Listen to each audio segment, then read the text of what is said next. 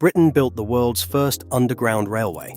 161 years of underground tunnels running beneath London and cities across the country. 270 stations, millions of journeys every single day. Completely ordinary, completely routine. Until the last train leaves and the platforms empty out. 10 stations, real accounts, real workers. The places where even the people who know those tunnels best would rather not be alone after dark. We begin at Elephant and Castle, southern terminus of the Bakerloo line, opened in 1890 as one of the original deep-level tube stations. If you have travelled through London with any regularity, you have almost certainly passed through here. During the day, it handles thousands of commuters. Busy, noisy, unremarkable. After hours, the station changes. Cleaning contractors working the night shift have reported footsteps on empty platforms. Distinct, measured, following behind them along corridors where they can see nobody at all.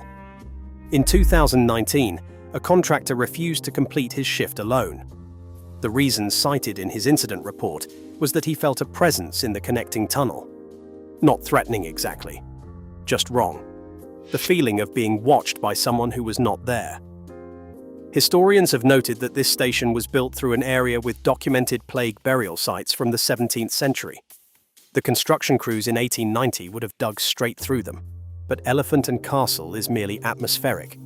What happens at our next station has made grown men refuse to enter certain rooms. Highgate sits on the Northern Line in North London.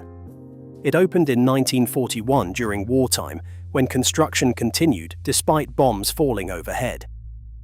The station itself is functional and modern enough. What gives Highgate its reputation is what surrounds it.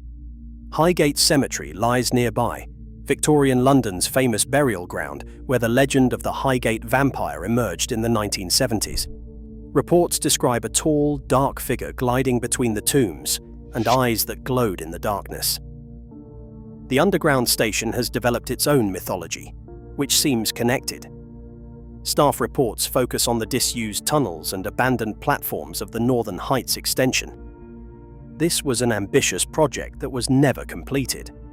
The tunnels exist, but no trains run through them. Only maintenance crews enter, and only when absolutely necessary. A 2017 infrastructure survey documented temperature anomalies in these passages. Specific areas were significantly colder than the surrounding tunnels, with no engineering explanation. Station handover logs repeatedly note the atmosphere in these sections, not in any official capacity, just handwritten comments from workers warning colleagues about what to expect. Highgate has legends to explain its reputation. Our next station has something far more specific and far more violent. Farringdon holds a unique place in railway history. Opened in 1863, it was literally the first underground station in the world. The Metropolitan line ran from here. Every underground system on Earth descends from what was built beneath these streets. 161 years of continuous operation. But the history goes back further than the railway. Staff at Farringdon have reported screaming, not the screaming of passengers or the shriek of train brakes. Something else entirely.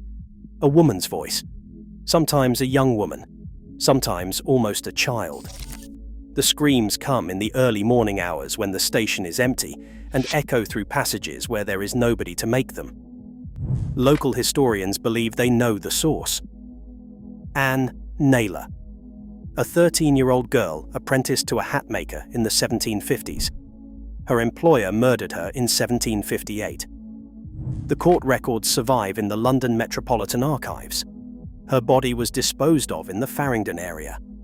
When they built the underground a century later, they built it through the ground where Anne Naylor was buried, without ceremony or marker. A 2021 staff incident report referenced an unexplained audio disturbance in the early hours. The worker who filed it had been at Farringdon for 12 years. He had never filed an incident report before. Anne Naylor's story is tragic, but she was one victim. What lies beneath our next station involves thousands. Liverpool Street is one of the busiest stations in London. It handles national rail services and underground connections.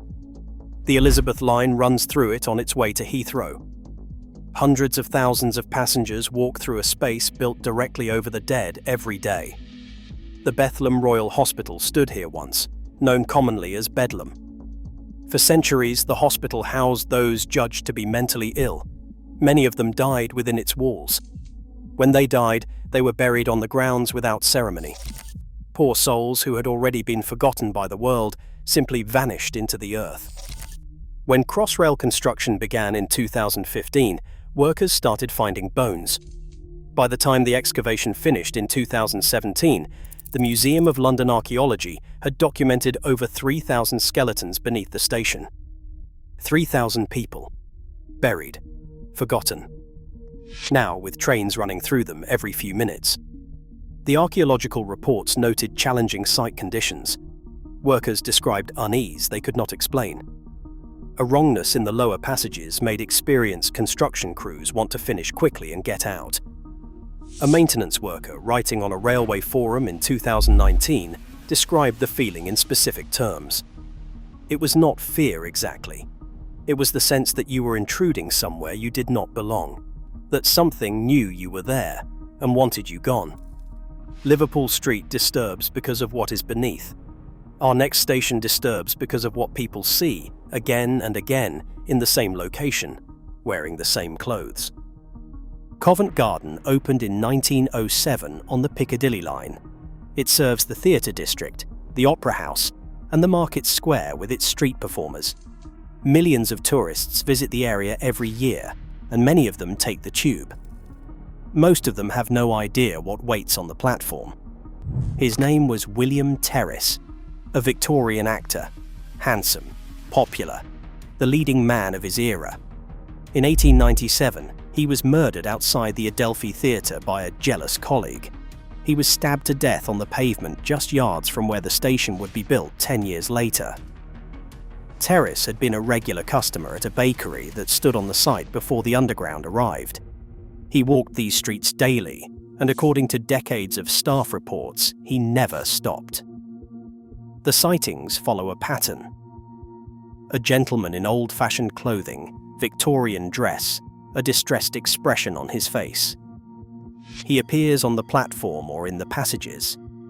He walks a few steps, and then he is simply not there anymore. In 1955, a ticket collector formally reported the sighting. He described the figure in detail, the clothing, the apparent age, the look of confused distress. Exactly the same description other staff members would give in the decades that followed. New workers at Covent Garden are warned about the actor. Not officially, of course, but the knowledge passes from one generation of staff to the next. You might see him. Do not be alarmed. He has never harmed anyone. He simply walks through the station that was built on the ground he once knew, looking perhaps for the theatre he never reached. William Terrace is seen. What happens at our next station is heard. And once you know the history, you will understand why the sounds are so disturbing.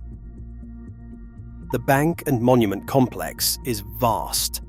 A warren of tunnels and passages connects multiple lines beneath the financial heart of London.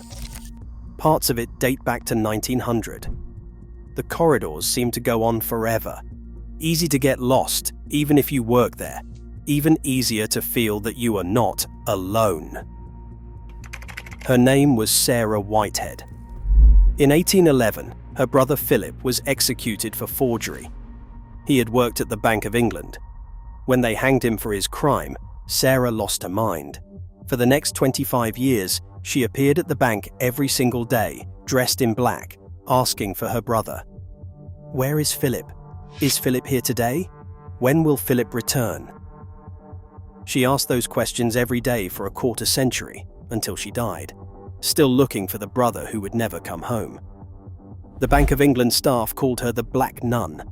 The nickname has survived for over 200 years, so apparently has she. Staff sightings concentrate in the tunnels that run between Bank and Monument. A woman in black. Not walking exactly, gliding. Her feet do not seem to touch the ground. She passes through the corridors as if searching for something. Then she is gone. Transport for London maintenance staff have named the phenomenon in internal communications. She has a designation, a place in the informal records that staff keep among themselves. The black nun still walks beneath the bank where her brother worked, still searching, still dressed in mourning. The black nun lost her mind from grief. What happened at our next station broke an entire community, and some say the grief never left. Bethnal Green, Central Line, East London.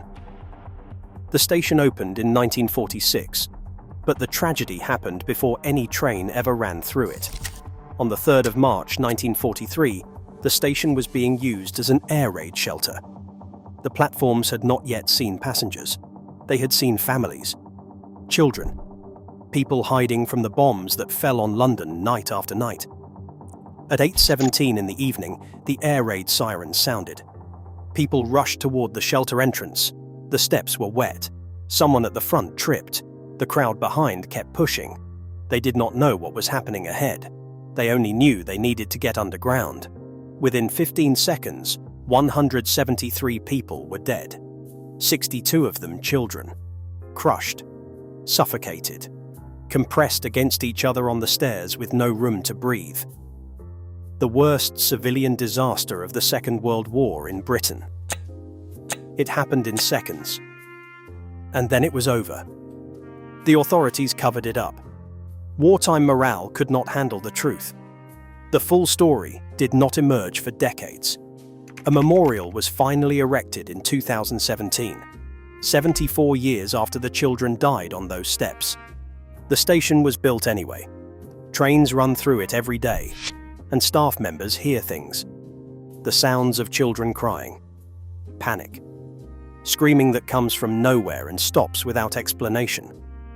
A driver in 2018 described sounds of distress on an empty platform. He filed a report. He was not the first. He will not be the last. Some staff members refuse night shifts at Bethnal Green. They do not elaborate on why. They simply will not work there alone after dark. Above them on street level stands the memorial. Below them in the tunnels, the sounds continue. 173 people.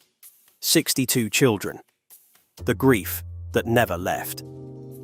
Bethnal Green is tragedy made manifest. Our next station has no single tragedy. Instead, it has something that should not exist at all.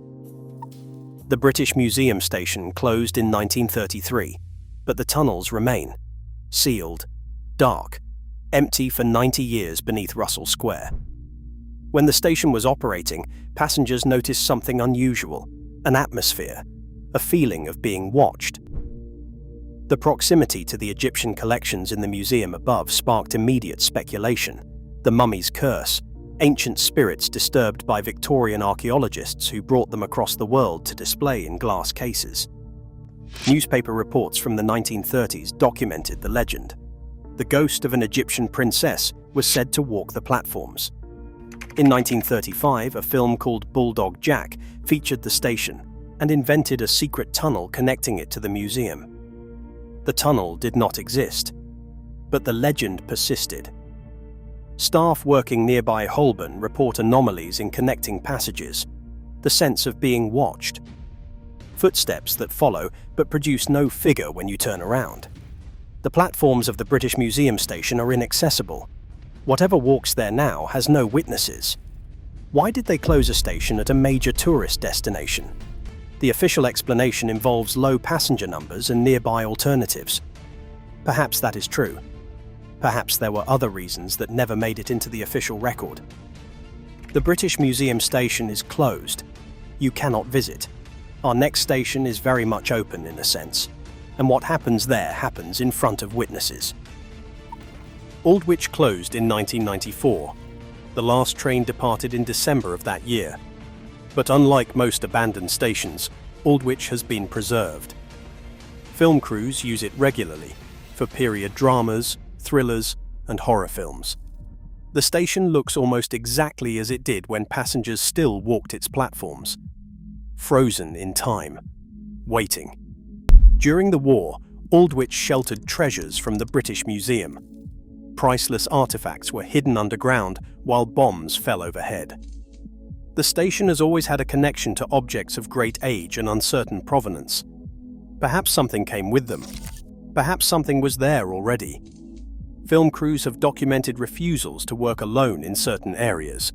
Professional crews, experienced technicians who have worked on sets around the world, say something about Aldwych makes them uncomfortable. A television investigation in 2002 reportedly captured electronic voice phenomena in the empty ticket hall. Sounds that should not have been there. Words that nobody spoke. Transport for London staff accompanying film crews follow formal protocols about lone working. The disused ticket hall produces the most reports. A presence that does not want you there. Not aggressive, simply unwelcome. As if you have entered someone's home uninvited and they are waiting for you to realize your mistake and leave. Aldwych is disturbing because it is frozen. Our final station is disturbing because it never stopped. And what happens there has never been explained. Kennington has operated on the Northern Line since 1890. 134 years. It is a major interchange, a reversing point where trains turn around to head back north. Completely ordinary, completely routine. Except that staff have refused to work alone there for decades. The incidents concentrate in the reversing sidings, the tunnels where trains turn around. Empty trains, no passengers, just the driver, and whatever else might be in the tunnel with them. Drivers have described figures on the track, shapes that appear in the headlights, human forms standing where no human should be. When the train approaches, they do not move. They simply vanish. Gone before the train reaches them. Gone before the driver can stop. The station has a history of multiple fatalities over its 134-year operation. People falling, people jumping. The trains cannot always stop in time. These tragedies leave marks. Perhaps some of those marks are not merely historical. Railway union discussions have referenced lone working policies at Kennington. Testimonials appear on railway forums. Staff members describe footsteps following them through empty connecting tunnels.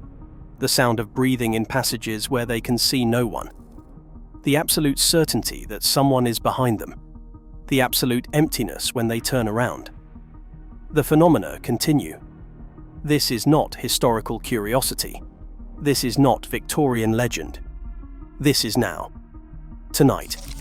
Right now, as you listen to this, someone is working a late shift at Kennington Station, walking those corridors alone, listening to the silence, and hoping the silence is all they hear.